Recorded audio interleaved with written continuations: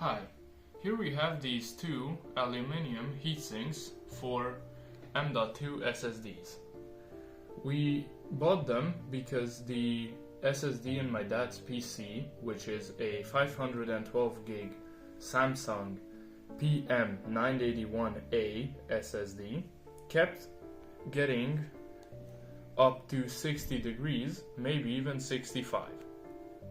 So we're going to put one of these on, do a test before we put it on, the read and write speeds. It's a PCIe 3.0 by 4 SSD, so it's Gen 3, not Gen 4. And then we're going to put it on and do a test after. Let's open it.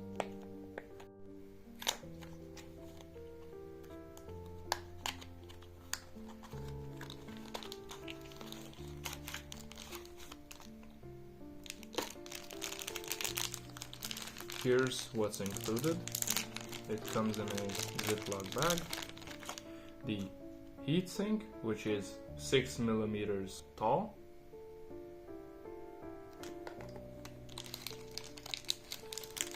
It's from aluminum. 2 thermal pads and a few O-rings to hold it in place. These are the temps with the SSD just sitting inside the PC, no load, without the heatsink. Let's run the test with a 1 GB file. Here are the test results with the 1 GB file. The drive got up to 54 degrees Celsius. Now we're going to run it with a bigger file because the last time we ran it with a 64 GB test file, it got all the way up to 65 degrees. Now, while it's preparing the 64 GB file, the drive is already at 70 degrees. So here are the test results. At the peak, it got up to 73 degrees Celsius while it was preparing the file. So yes, it definitely needs a heatsink. Now, let's put it on and rerun the 64 GB test. Here's the NVMe SSD. So now we're going to take it out and put the heatsink on.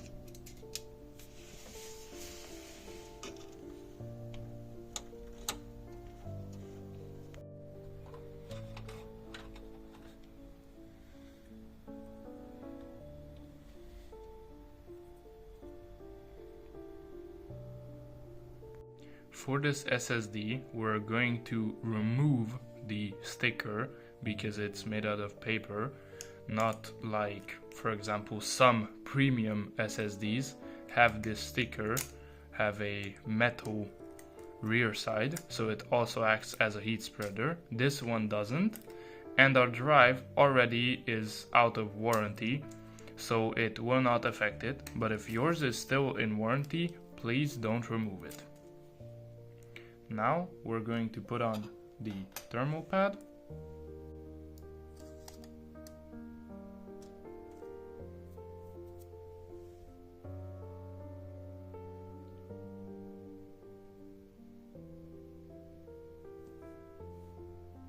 And now the heatsink. Now that the thermal pad is on, let's remove the plastic cover from the other side of it.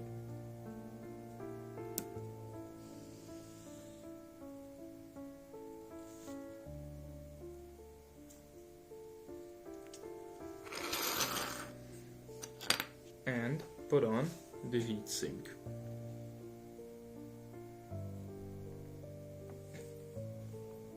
Make sure it's this way so you can still put in the screw.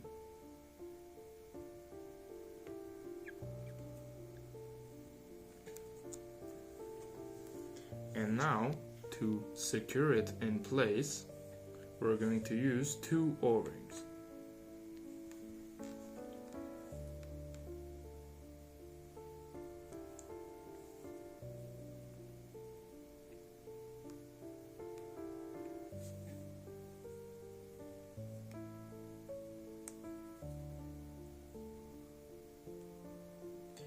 And that's it. Now let's put it back into the PC and check the temps and speeds again. Here's how the SSD looks when installed. Now let's boot up the PC and do a speed and temp test again. These are the base temps for the SSD with the heatsink on. Pretty much the same. Now let's run the test. And here are the results. 64 GB file, but now the absolute maximum temperature was 51 degrees, and at the end it went down to 50. Now it's already at 49 and dropping, which means it reduced temps by 23 degrees Celsius for us, which is a ton. So all in all, for I think €2 that we got it for, it's worth it.